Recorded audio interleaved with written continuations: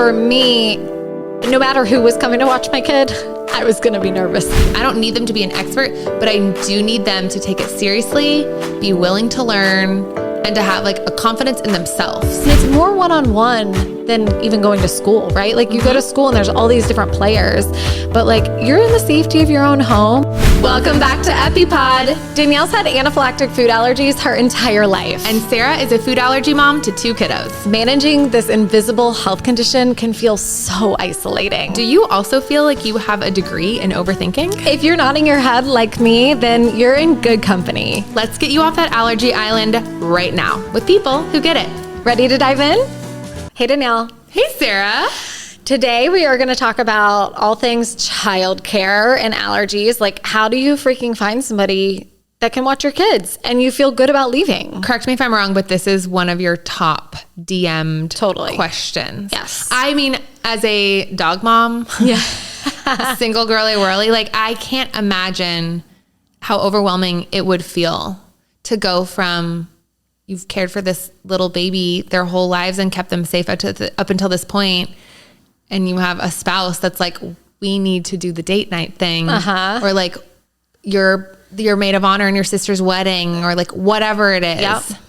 And you need to have a sitter, and this is your first time doing it, and you're like, what the heck and how? Right. So we're gonna, when by we, I mean the mom, Sarah, is gonna walk us through what I've done, which may not be what everybody needs or wants to do, but it's what worked for me. So maybe it will be helpful to share.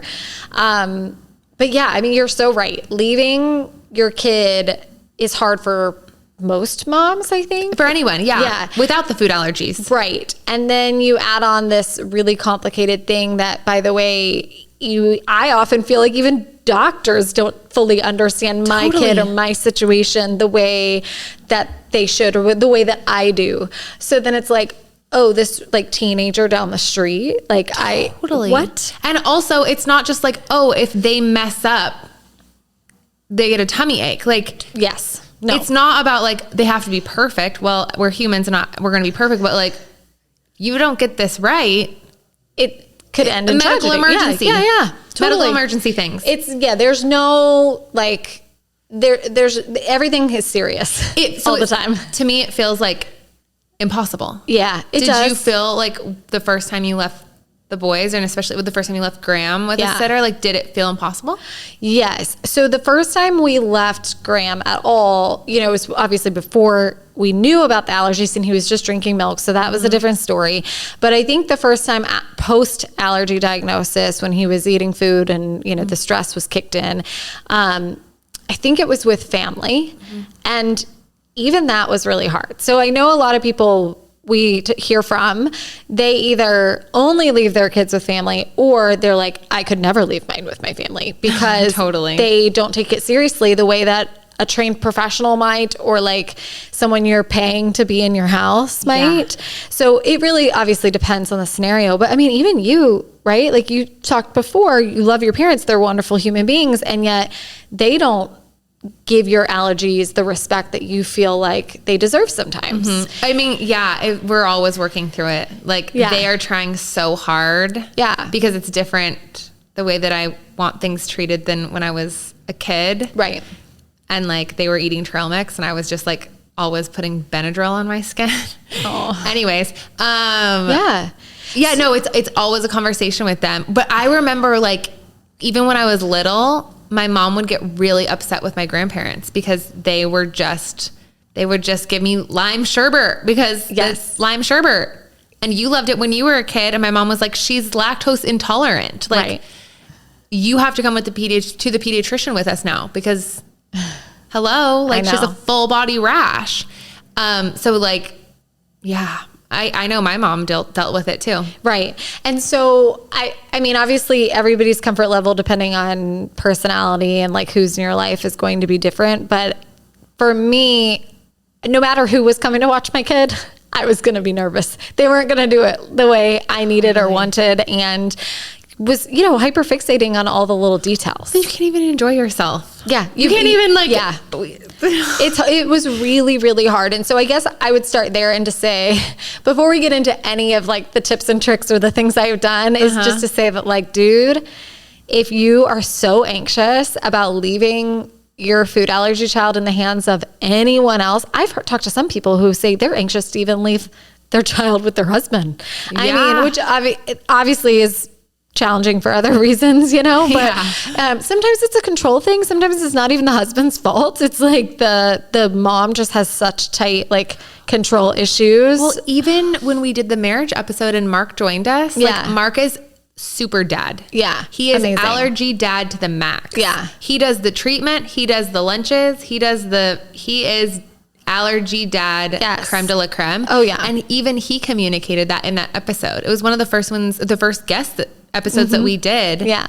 Just being like, at the end of the day, like, moms carry more. If nothing else, we do it better, do it different. Yeah, I think he did say that. He's like, y'all just are better at this. And it's like, I think there's some biology there, right? Yeah. But yes, he's amazing. And yet he's still like, I know that you carry more. And I know that, like, this is mentally harder for you, not because you're weak, but because biologically, like, your brain needs to protect these children in, like, this super human way. And also, like, you've done it, let's say 850 times. Yeah. He's done it 12 times, not he, Mark, he in general. Yeah.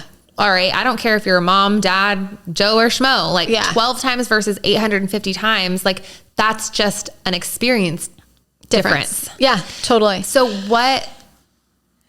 how do you get over that? Yeah. Like, this just seems like too big this is not turning a molehill into a mountain. Like, this is just a mountain. Yeah. Yes. So I think for me, some of it was ripping the Band-Aid, right? Like, we spoke about just a couple sentences ago, like, you have to be a human again, right? At some point, you have to travel for work, or you have to go on a friend date or a date with your husband. These things just have to happen eventually. Take it slow and don't, like, pressure yourself. And there are things you can do when it comes to timing of when you go out, and, like, things that you can do to baby step into the process. But also, like, if this feels really scary, I really believe it feels scary for everyone the first couple of times. So yeah, I mean, so I think it was family for the most part. And I definitely went above and beyond in terms of the resources I left for them. So maybe that we can start there. Well, you know what? Let's backtrack. Okay. Let's start with just where I even found a sitter in the first place. So couple things. We had a sitter, but then we also had a nanny. And I would say that those go hand in hand, right? It's somebody watching your child when you're not there. Right. And so my process, I was not in any circles that, like, people had a nanny that they could recommend. Like, that just wasn't my situation. So I felt like I had to start from scratch. And what that meant for me was I went as far to put something on care.com, Sitter City. There are Facebook groups, and I hate Facebook. We've talked about this before. I despise it. Yet they also have really good group systems, like where they have a nanny board, and there's college kids from UT or wherever that are really good applicants, like people who are very qualified. And so don't be afraid of posting there, like seeking help. And then definitely word of mouth too. I mean, I didn't have anybody immediate in my circle, but just even every conversation you have, basically every one that I had, I would bring up, like, okay, we're looking for this, or like, this is the situation. Do you know anybody, or a friend of a friend, or like ask the neighbors, do you know a girl down the street? Like, just keep it top of mind, top of conversation. And sometimes there is some connection to somebody that's like, oh yeah, we used this girl for 3 years. She went to school, but now she's out, but she's doing her master's, and she could come, like, you're going to start hearing of people. And there's something about knowing somebody through somebody, even if the chain to, what is it? The 10 removed from Kevin Bacon, whatever. Separation. Yeah. Yeah. It's like, it still somehow makes you feel a little more comforted. Yeah. So we actually found our nanny on sittercity.com, which is a really big, broad website of people that you're like, but they do check backgrounds. So it takes off some of the scary bits that aren't even allergy related, but just like, okay, they've had a background check, their CPR, whatever, they verify all that information. So in some ways, again, that's a comfort to me. So that's just a start. That's kind of where I think are the bulk places you can look for people. When I put an ad, because I put an ad on everything, Care, Sitter City, Facebook, and Asked Around. So those 4 places, I did all of that. One of the big things that I would recommend doing that I did was I put in my listing, like, hey, we're looking for a nanny for this or a babysitter for this, like big and bold with asterisks around it. Like, my child has life-threatening food allergies, has to be comfortable handling X, Y, or Z. And like giving an EpiPen? Yeah. Okay. And so for me, as much as I was like, shit, that might scare some people away, it was kind of like when you talk about dating and like, you know, bringing it up and things, or like at a restaurant we've talked about on our Going Out to Eat episode, like it's a good thing almost to scare certain people away, because you don't want somebody who's going to be fearful of it or dismissive of it to be watching your children. Totally. They don't, I mean, yeah, this is different for kids, but like for me, the gut reaction is like, I don't need them to be an expert in something that they don't have this immune system issue that I do. So like, I don't need them to be an expert, but I do need them to take it seriously, be willing to learn, and to have like a confidence in themselves. Yes. They're not like deer in headlight, giving me the deer in headlight. If they're giving me the deer in the headlight, like I'm calling somebody who is going to have more self-assurance. Totally. And so I think that putting it in the listing or whatever post you put out there, it weeds out people get-go before you even have to talk to them. Yeah. But then definitely in that same point that you just made, that's my next little piece of advice, is similar to how when I go to a restaurant and I ask X, Y, and Z questions about, is it going to be safe for my kid? I want to hear that first impression. How are they going to respond to when I say, you know, they have an EpiPen and, you know, I have a whole sheet of, you know, if there's minor reaction, severe reaction, like I throw everything out there. And again, if they're deer in headlights, if they're afraid, I can see immediately. I can trust my gut and know that like this isn't right. But even more than being afraid, something that rules people out for me is people who think that they got it right away. Totally. Now if you got it right away because you've epied somebody that you babysat for before, by all means, actually, I got like, that gives me maybe a little more confidence. Yes. If you're like, Danielle, can you take Graham to the park? He has severe food allergies. Let me tell you about his EpiPen. I'm like, oh, would you like to see mine? I know that they're different than his because his weight, like you're like, then you have got it. Right. But how many people, when a waiter or a guy is like, oh yeah. I'm like, did you write that down? Yeah, they just, because they're not taking it seriously. Correct. It's not that they're confident because they know what they're talking about. Exactly. They're confident in quotation marks because they don't care. Yeah. Or they're skimming so they can move on. They're impatient. Right. They don't care, or they're putting on airs so that you'll like hire them. Yes. In this case. And that, to me, I mean, maybe I feel like I'm a really good sense of that, like of people. And I think all allergy moms kind of, even if you weren't naturally, like you grow to really get a sense of people as you kind of navigate the journey. And that to me is a big red flag. So if they say something like, oh, wow, that sounds really hard, I would be more than willing to learn. Like, tell me more. Anything like that.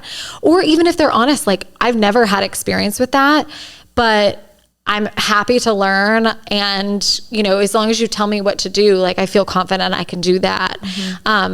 All of those things are big green flags, right? Like that makes me feel better.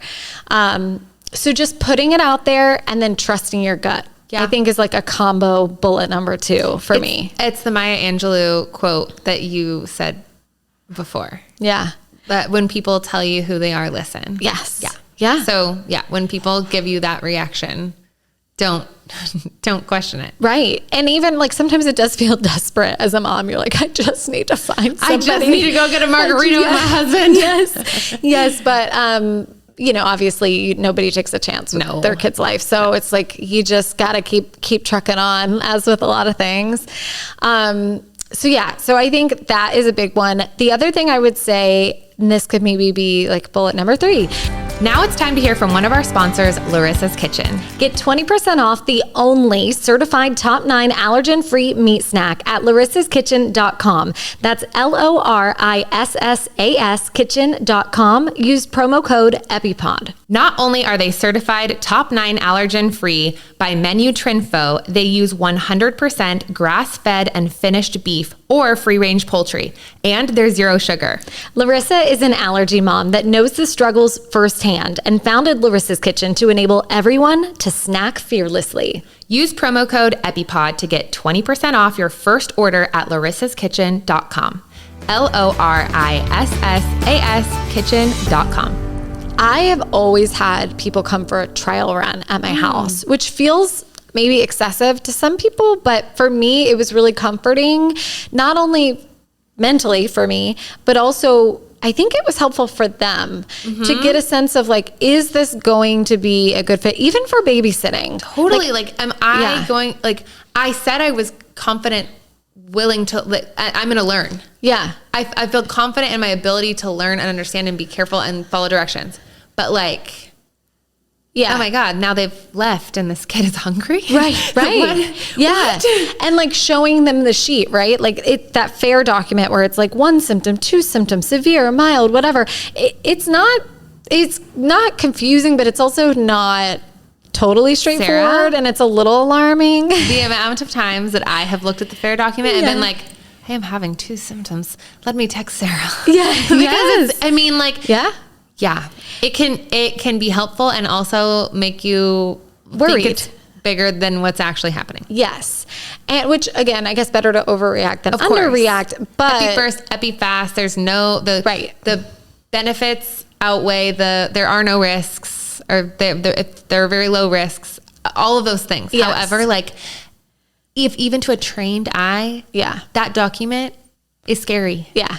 I agree. And it makes you be like, yes. Am I having 2 symptoms? Because I am having a little bit of impending doom now that I've read this. Right. Totally. And so I think when you sit down with them, and that's kind of another combined point, is have them over for this trial period, see them interacting with your kids, and make sure all the normal stuff is good. And then also sit down and have those documents ready to go over with them. The FAIR document, I always have a short list of bullet points that are specific to my child. So even sending my kids to school, it wasn't just here's the FAIR form, here's their epi, they're allergic to this, go. I very much came up with a specific, not checklist, but bulleted list of here's what we've seen in the past. Here's how, and every reaction's different. I get that, but a lot of times certain people present certain ways. Yeah. Every body is different. And yes. And little things that are key points that you might verbally say, but I want them to read it over and over again. It does not have to be you're struggling to breathe to use the epi. Totally. And writing that out, not just seeing the form, FAIR form, and kind of guessing and being confused. No, if they vomit and have hives, we use the epi. And giving that example in written form. So, but sitting there and going over it with them one by one, and again, just body language, how they're responding to each of those things, what questions they're asking. You will either leave that meeting feeling really good about it, still nervous, sure, you're going to leave your kid, but really pretty confident in it, or you're going to be maybe we move on to the next one, So walk me through this. I can imagine how comforting that would be to be the sitter and ask hey, they ask for a snack, anything in the pantry is good. Oh, just not the top shelf. Yeah. Getting a dry run with that. But so when you're doing this trial, are you do you just go up to your office so that you're still in earshot? But what does that look like for you? So I think it can look any way you want it. For me, it was more like an interview in person rather than like so much as me leaving and seeing how they do. Like I wasn't like telling Graham, like go up and ask for this and see how she responds. Go up and ask Although that's for a kind of a peanut good butter idea. Yeah. So also for us, like we never really had allergens in our house until we did the treatment thing. Right. So that made it a little easy. Like anything she gave him in the house, like he'd be fine. Yeah. But definitely, yeah, we would in that scenario, like say it verbally, put it on something like sticker things. Like you'd make sure before anyone comes over that there's no way to mess up, you know, like make anything from this bento box that I have prepared. This is for some reason making me think of when Graham this past holiday season at school went up to his teacher and was like, I actually can have dairy now. Yes. And the teacher was like, the heck? Yeah, I know, because we hadn't like given her the... And then he follows up with, except no soft cheeses. And hard cheeses. Oh, no hard cheeses. And she's like, excuse me? Sarah, Graham is saying that he can have dairy except no hard cheeses. Oh, it's so true though. Like, yeah, you have to be very deliberate in your conversations and like give them all of the information. Yeah. And so, yeah, I think for the nanny situation, because I knew it would be more long-term, we did like kind of walk away and like, but still in earshot and see how they like interacted. But allergy wise, it was more like a meeting, a come to Jesus. Like this is the real. And this is what's happened before. And here's all his specific information. Here's what's not okay. Here's what is okay. Like basically like you're sending them to school. I prepared like that for anybody coming into my house. Yeah, I'm exhausted. I know. I'm so tired just listening to you. I can't imagine actually doing this. Yeah. And then on top of that, I would always practice with the epi with them. So like getting out the trainer, and if I had extra and like a piece of fruit readily available, like use the real, like if I was feeling like, okay, this is going well, like I think that I'm going to like say, yes, please come be our nanny or come babysit for us. I would get out the real deal and be like, this is how it feels to use one of your old expired epis on a, piece of fruit because you feel it, you feel the pressure, and it really does feel different than using the trainer. And so, it gives them this sense of like, oh shit, this is real. Like this isn't a toy. Like this is a real needle situation. And again, you watch for their kind of reaction and body language and questions and confidence and it. So I think that is a big helpful tip that I would tell anybody to do. And then, of course, it also takes away the pressure for when they show up. Like every mom knows this feeling of being like, okay, here's this, you're trying to get out the door and it's like, okay, here's their dinner. This is what we're doing here, blah, blah, blah. And it's like, you're trying to get out because you have the reservation or whatever else. And they're following you around the house and you're showing them where the jammy drawer is and like all this stuff. But like, if you're trying to do that and the allergy conversation, it's all too much. It's overwhelming for them. It's overwhelming for you. And it's just not helpful for anyone.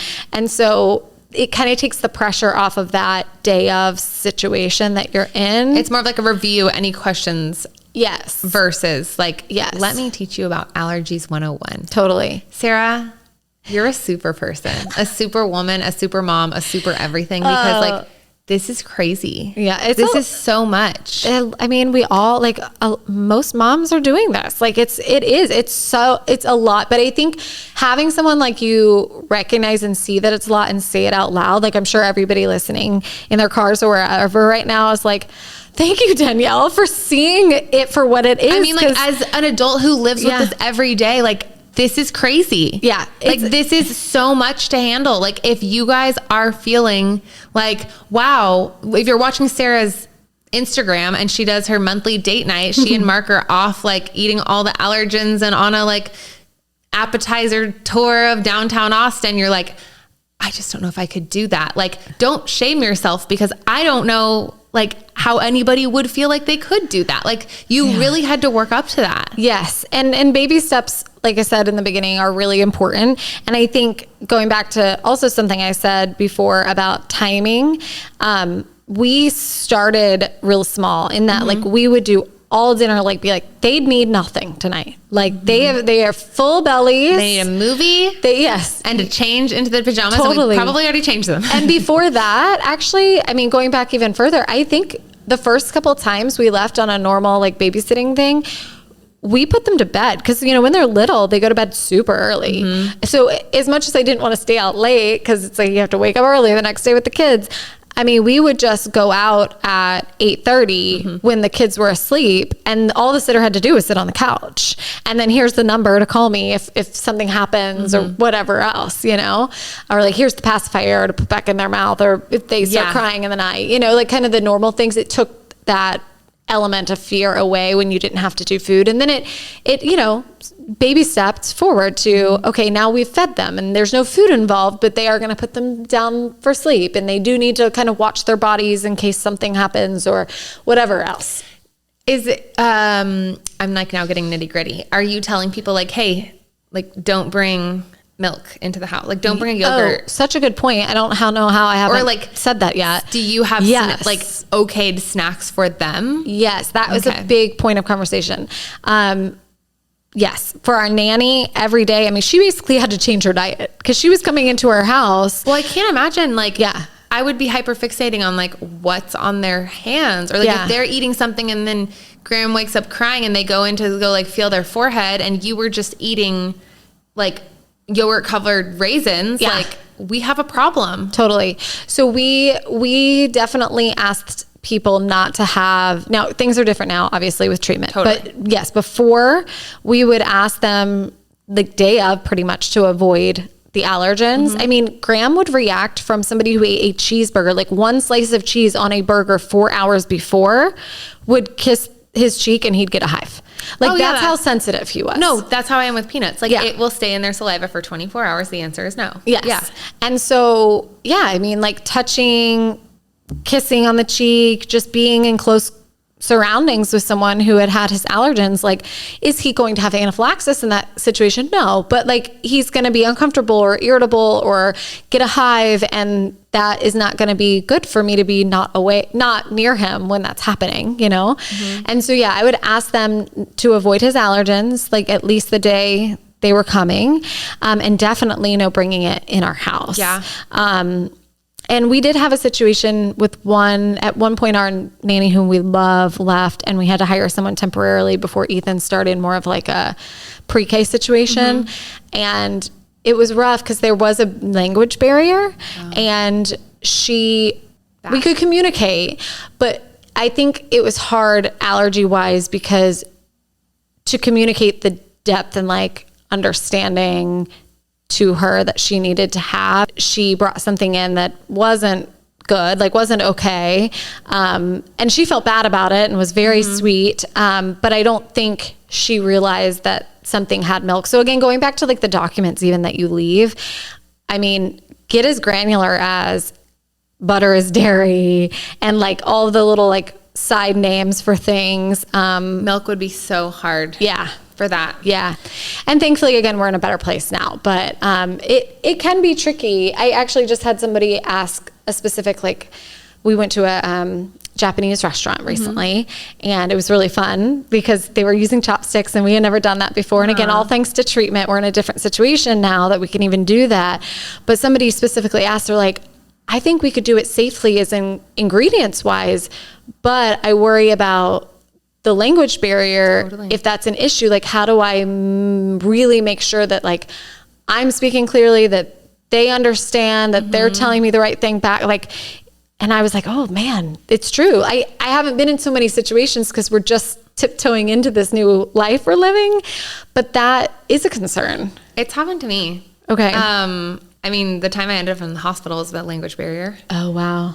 And then there's a woman who has been with our family since I was literally in grade school. Yeah. And she still works for my parents and she's like family. Yeah. Not she's like a house helper. Like, yes. But like to me, she is my family and been a part of my life for as long as I can remember. And when I was young, she made me pancakes. She made a lot of my food and made me pancakes, but she made it with, it was like a fancy oil that like ended up in the pantry and it was peanut oil.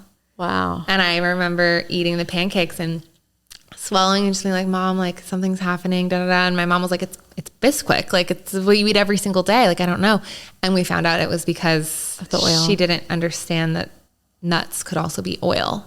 Right. And then cut to now being 33 home for the holidays.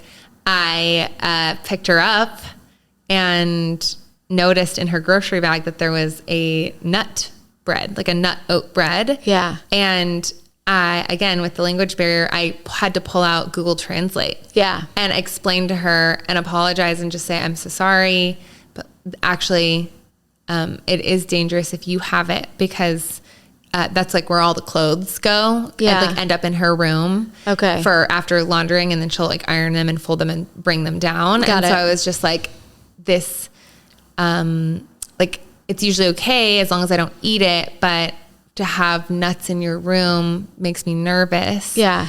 And I did it through Google Translate, because my whole life we've been communicating. Like, I understand Spanish and she understands English, but I only speak English. She only speaks Spanish. I mean, I'll attempt Spanish. Yeah. Conjugation of the verbs are everywhere. Yeah. But I literally I'd never done this with her. And I like pulled out the Google Translate and just I was like worried that she wasn't going to understand like how sorry I was that I had to ask her this, and would it be okay if I went to the store and bought her the same brand, but just got her like the oat wheat bread instead of the oat nut bread? Would that be okay for her diet? Because maybe she has some dietary things too. Like maybe she's eating that for a reason. And so I just like, even to this day, like somebody who's been in my life for so long and like was a caretaker, a nanny, a babysitter for when my parents went out, prepared food for me my whole life. Like, it still made me feel all of the things. Yeah. Of like awkward, bad, anxious, nervous. Like, it's a lot. It is. Yeah. And so, I mean, and there are a lot of, I mean, like when you reach out to a babysitter or a nanny, like we live in America, right? It's a melting pot. Like there's all different types of people who are looking for that type of work. And so it is something to consider. It's definitely not anything to rule out. I think there are like, in fact, everybody I've talked to about like we've talked about the Asian allergy mom, and she's like, a lot of these cuisines, like the people who work at these restaurants, like they're actually like way more clear on ingredients and like cleaner and like than, the typical American establishment, like the burger joint and stuff. And so the language barrier, yes, it might be an issue, but generally like everybody wants to help you. It's just something to consider. And like, again, we had a few issues there with the bringing things into the house and whatnot, but definitely going back to your original question, we had rules about that. And again, if somebody is not going to love that rule, then like they're not a good fit for you, but it's something to throw out there right away in the beginning for sure. But I'm trying to think, what other questions do you have? I feel like that's my list. And then just, like go out for an hour the first time, then stay out a little longer, and like, don't be married to somebody if it didn't feel right. Go through the next person, and it's exhausting and it's a lot of work, but it's worth it to do it. You need to, for your mental health and for your sanity, like do it. And at the end of the day, I always say this on my Instagram page, like you do have the medication, right? Like you're making the biggest calculated risk you can. You're calculating as best you can to take this risk. You've now reduced the risk to like the smallest possible size. So very, very likely nothing is going to happen. You've set yourself up for success by doing all the things we just talked about in this episode. And then you have to just push yourself and do it. And remember that in that teeny tiny itty bitty chance that something were to happen, you have a miracle drug. Epinephrine saves lives nearly every single time it's ever been given to somebody who's having a reaction. Like it works when used correctly, and you have busted your ass to make sure that this person that's watching your kids is going to use it correctly. And it's more one-on-one than even going to school, right? Like you go to school and there's all these different players, but like you're in the safety of your own home. You've selected this person out of a big pool. You've done multiple interviews. You've done the trial run. You've explained everything multiple times. They've tested or used the trainer, tested it for real on an orange. You've had extensive conversation. I mean, all these things have happened. It's time to just help yourself. You know what? I think that we need spoken. If you're listening, Susie, tune in. We need an app or like a column in an app.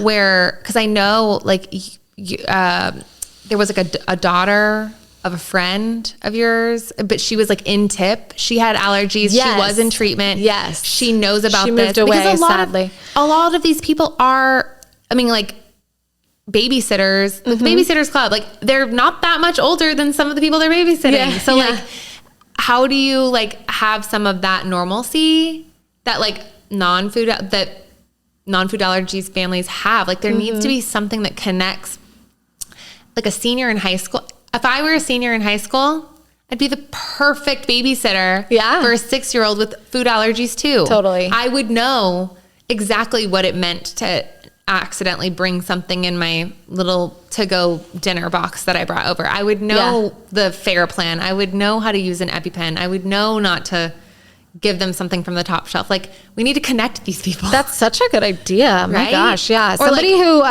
okay, we get some of the commission here because we're coming up with this idea, but if you're a tech person, you need to come up with this, you need to develop this for our families. We should email Sitter City and just be like, you need a subset for like people to sign up who have not just food allergies, but I'm sure there's plenty of other medical needs. Yeah. Or like things on the American Disabilities list that could benefit too. All right. Okay. We have marching orders. We do. We do. Let us know if you have any good tips that have really worked for you or helped you narrow down the pool of applicants or like anything at all that would help other moms. Message us, email us, and we can like share it on our Instagram, like in the caption of one of the posts or something, like or just get the conversation going because we're all in it together. It's really hard for everyone, but like we need to do it. And also as the non-child person here, I'm really proud of you guys. This is a lot. Oh, yes. Okay. Well, hopefully this is helpful. Yes. And we'll wrap it up there. Yep. We'll see you next week. See you next week.